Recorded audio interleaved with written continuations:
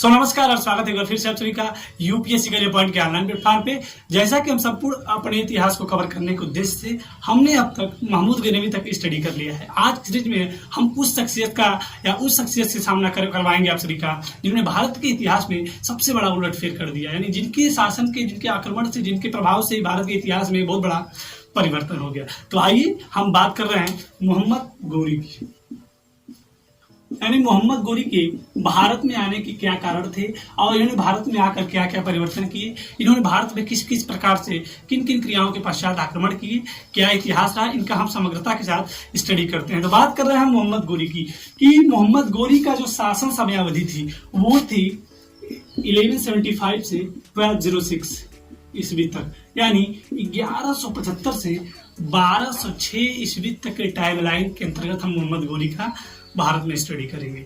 तो बात करें अगर मोहम्मद गोरी, तो मोहम्मद गोरी भी ठीक जिस प्रकार महमूद गजनवी भारत तुर्किस्तान का एक गजनी प्रांत का शासक था, वो भारत में आक्रमण किया था, ठीक उसी प्रांत का, उसी देश का, उसी तुर्किस्तान का मोहम्मद गोरी भी था। जिस वक्त महमूद गजनवी भारत में एंट्री लिया था उस वक्त वहां पे गजनी वंश चल रहा था। कहाँ पर?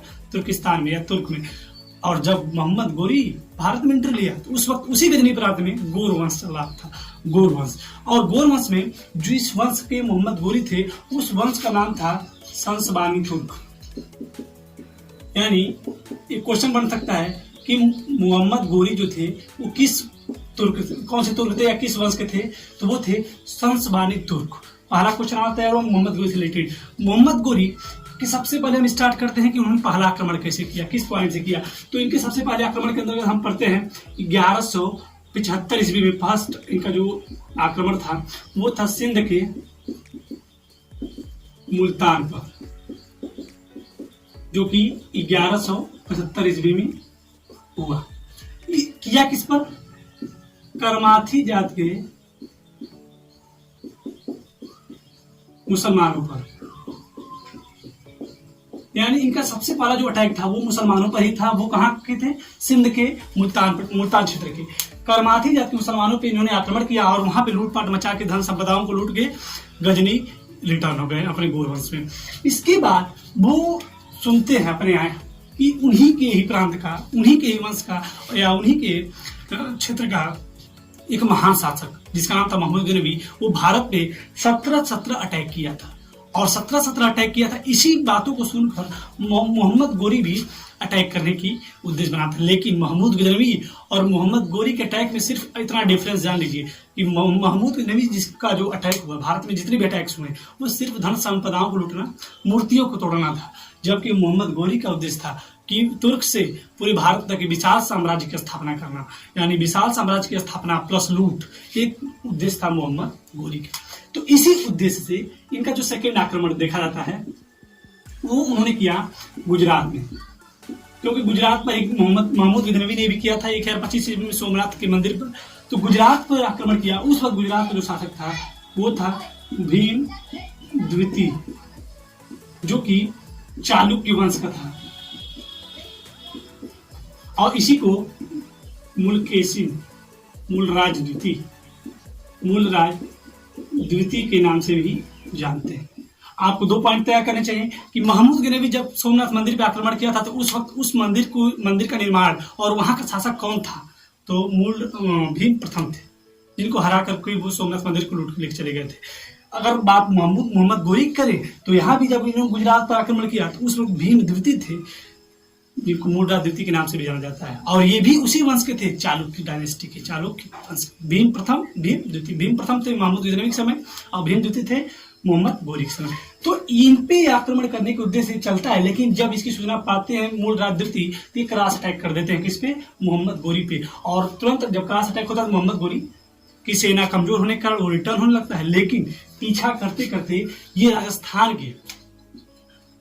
के माउंट आबू नामक स्थान पे, जो कि गुजरात और राजस्थान के बॉर्डर पड़ता है, एक हिल स्टेशन है जो कि प्रसिद्ध है अपने जैन मंदिरों के लिए, दिलवाड़ा जैन मंदिरों के लिए।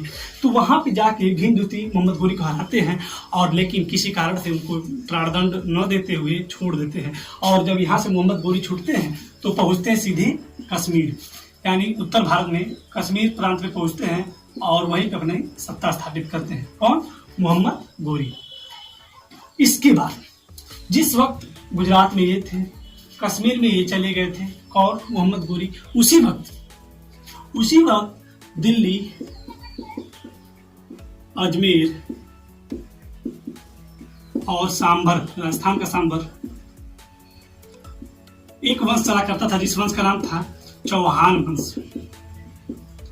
और इस वंश के संस्थापक है, इस वंश के एक महान शासक जो थे पृथ्वीराज चौहान। और इन्हीं के समय एक महत्वपूर्ण प्रमुख लेखक था जिसका नाम था चंद बरदाई। और इसने पृथ्वीराज रासो की रचना की थी।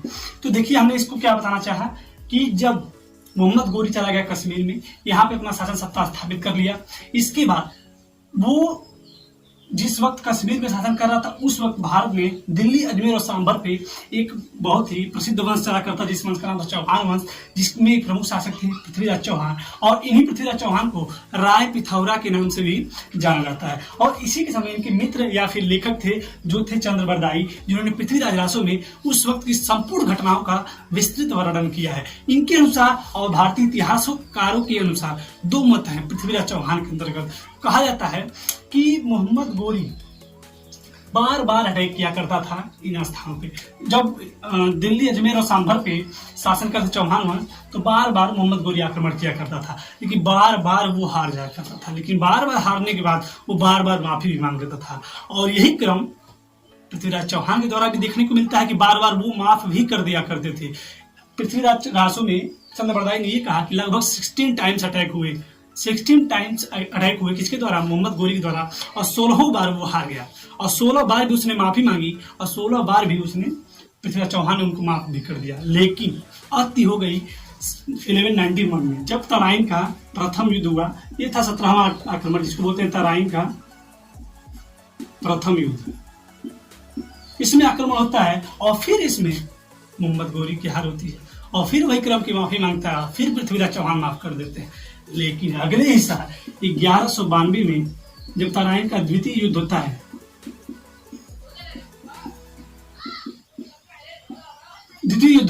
इसमें बहुत ही भीषण युद्ध होता है। और यही युद्ध वो युद्ध है जिसने पूरे इतिहास को ही अपनी एक नई दिशा और नया मोड़ और नया उलट फेर कर दिया। यही सबसे इंपॉर्टेंट युद्ध है, तराइन का द्वितीय युद्ध, जो मोहम्मद गोरी और पृथ्वीराज चौहान के बीच में हुआ। तो इस युद्ध में पृथ्वीराज चौहान की हार होती है और एक ही हार के बाद मोहम्मद गोरी इनकी हत्या कर देता है। और यहीं पे भारत का जो अंतिम महान शासक था उसकी संपूर्ण जीवन लीला समाप्त होती है और भारत में मुस्लिम सत्ता बेहतर तरीके से स्थापित हो जाती है। तो ये तो मत था पृथ्वीराज चौहान के पृथ्वीराज रासो में चंद बरदाई के द्वारा। लेकिन इतिहासकार कहते हैं कि मोहम्मद गोरी और पृथ्वीराज चौहान के बीच सिर्फ दो प्रमुख युद्ध हुए, तराइन का प्रथम युद्ध और तराइन का द्वितीय युद्ध। तो आखिर कारण क्या था कि 16-17 बार हारने के बाद या सिर्फ एक बार हारने के बाद मोहम्मद गोरी जीत कैसे गया? तो इसके पीछे थोड़ा सा बैकग्राउंड है, उसको समझते 10 सेकंड के अंदर। बात करें कि जिस समय दिल्ली, अजमेर, सांभर चौहान वंश, कश्मीर में मोहम्मद गोरी, उस वक्त यूपी के कन्नौज में एक वंश चला करता था जिस वंश का नाम था गढ़वाल वंश। और इस वंश का जो राजा था वो था राजा जयचंद। और इसी की मूर्खता के कारण हमारा देश एक बेहतरीन गर्त में चला गया, गड्ढे में चला गया, जिसमें देश को बहुत बड़ी गुलामी की तस्वीर देखनी पड़ी। तो जयचंद की एक पुत्री हुआ करती थी जिसका नाम था संयोगिता। इस संयोगिता से पृथ्वीराज चौहान प्रेम करते थे और प्रेम करने के बाद इनकी शादी भी करना चाहते, लेकिन ये जयचंद कोई मंजूर न था। इसने एक बार संयोगिता की स्वयंवर रचाया और उसमें सभी राजाओं को आमंत्रित तो किया सिवाय पृथ्वीराज चौहान के। इस बात को पृथ्वीराज चौहान अपने ईगो पर ले गए और उस संयोगिता का अपहरण करके उससे शादी कर देते हैं। इस बात का बदला लेने के लिए जब तराइन का प्रथम युद्ध हुआ था मोहम्मद गोरी और पृथ्वीराज चौहान के बीच, उस वक्त मोहम्मद गोरी हार गया था। लेकिन अगले साल फिर वो अटैक की तैयारी कर रहा था, लेकिन उस बार जयचंद भी जाके उससे मिल गया, क्योंकि कहा जाता है घर का भेदी लंका ढाए। वो जाके मिल गया और सेकेंड वार में पृथ्वीराज चौहान हार जाते हैं और उनकी जीवन लीला भी वहीं पे समाप्त हो जाती है और भारत में अंतिम महान हिंदू शासक की मृत्यु हो जाती है। और वहीं से भारत शुरू होता है एक नए युग का, एक नए मुसलमान युग का, और बेहतरीन तरीके से मुस्लिम सत्ता अपने स्थायित्व पे खड़ी हो जाती है। इसके बाद इनको हराने के बाद मोहम्मद गोरी 1193 ईस्वी में दिल्ली को अपनी राजधानी बनाता है और अपना शासन सत्ता वहीं से संचालित करता है। और इसके बाद ठीक 1 साल बाद 1194 में जयचंद के साथ भी मोहम्मद गोरी का युद्ध देखने को मिलता है, जिस युद्ध को हम लोग चंदावर के युद्ध के नाम से भी हम जानते हैं। तो ये कुछ प्रमुख बातें थी जो मोहम्मद गोरी के साथ रिलेटेड हैं। इन सबको आप अच्छे से कवर कर लीजिए, एक मिनट के अंदर सबको रिकॉल करते हैं। मोहम्मद गोरी का सबसे पहला आक्रमण 1175 में सिंध के मुल्तान पे हुआ, कर्नाटक जाति मुसलमानों पे। उसके बाद गुजरात पे भीम द्वितीय समय, लेकिन उसमें हार का सामना करना पड़ा। इसके बाद ये कश्मीर चला गया। कश्मीर जाने के बाद जिस वक्त कश्मीर में गया उस वक्त दिल्ली, अजमेर और सांभर में पृथ्वीराज चौहान का शासन चल रहा था और इस पे बार बार आक्रमण करता था, लेकिन बार बार हार मिलती थी। लेकिन जयचंद के द्वारा इसकी सहायता किए जाने पर पृथ्वीराज चौहान की तराई के युद्ध में हार होती है और वहीं से अंतिम हिंदू शासन की जो नींव होती है वो उखड़ जाती है और मुस्लिम सत्ता स्थायित्व की सीमा पे उभर के सामने रहती है। तो ये था टोटल बैकग्राउंड मोहम्मद गोरी का। और मोहम्मद गोरी अपनी सत्ता दिल्ली में स्थापित करने के बाद जयचंद के खिलाफ भी युद्ध लड़ता है, जिस युद्ध को हम लोग चंदावर के युद्ध के नाम से भी जानते हैं। और इस प्रकार भारत में जो भी क्रियाकलाप था मोहम्मद गोरी के संबंधित वो हम पढ़ा चुके हैं। अब अगली वीडियोस में अब मोहम्मद गोरी के बाद उसके गुलाम ने किस प्रकार सल्तनत वंश की स्थापना की, इन सभी का हम विस्तृत चर्चा करेंगे, पढ़ेंगे, तैयार करेंगे। तब तक के लिए आप इसको अच्छे तैयार करिए। कोई भी दिक्कत हो, कोई भी परेशानी हो तो कमेंट में आप हमको जरूर बताएं। नमस्कार और धन्यवाद। पढ़ते रहिए।